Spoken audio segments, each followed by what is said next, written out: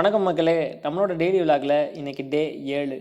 எழுந்ததும் எப்போவும் மெடிடேஷன் மட்டும் ஸ்கிப்பே பண்ணாதீங்க.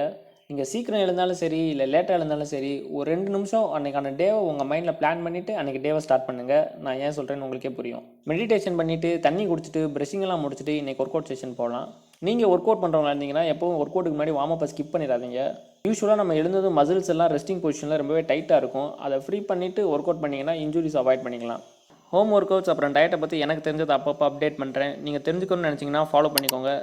இன்றைக்கி ஒர்க் அவுட்டில் பேக் மசில்ஸ் தான் ட்ரெயின் பண்ண போகிறேன். புல்லப்ஸ்க்கு பார் இல்லாதனால ஸ்லாப் தான் எனக்கு நம்மளோட புல்லப் ப்ராப்பர்ட்டி. புல்லப்ஸ்லாம் பண்ணி கிட்டத்தட்ட 3-4 வருஷம் மேலே ஆகுது. சுத்தமாக டச்சே இல்லை. ட்ரை பண்ணி பார்க்கலாம்.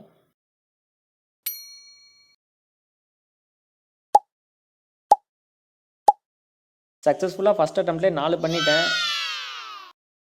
இன்னொரு அட்டம் ட்ரை பண்ணி பார்க்கலாம். செகண்ட் அட்டம்ப்ட்டில் ஒரு வழியாக முக்கி 3 பண்ணிட்டேன். Push-up completed. பேக் மசில்ஸ்க்கு அடுத்த வேரியண்ட்டாக பார்பிள் ரோஸ். இதில் நார்மல் கிரிப்பில் 15 ரெப்பா 3 செட் பண்ணிக்கிட்டேன். அடுத்து அப்படியே அதை ரிவர்ஸ் கிரிப்பில் போட்டு திரும்பவும் 15 ரெப்பா 3 செட் பண்ணிட்டேன். ஃபைனலாக இன்க்ளைன் டம்பிள் ஃப்ளைஸ். உங்ககிட்ட இன்க்ளைன் பெஞ்சஸ் இருந்தால் அதில் லீன் பண்ணிட்டு பண்ணுறது தான் பெஸ்ட்டு. இல்லாத பட்சத்தில் இந்த மாதிரி உட்காந்துட்டே பண்ணலாம். ஆனால் உங்கள் பேக்கை பத்திரம்.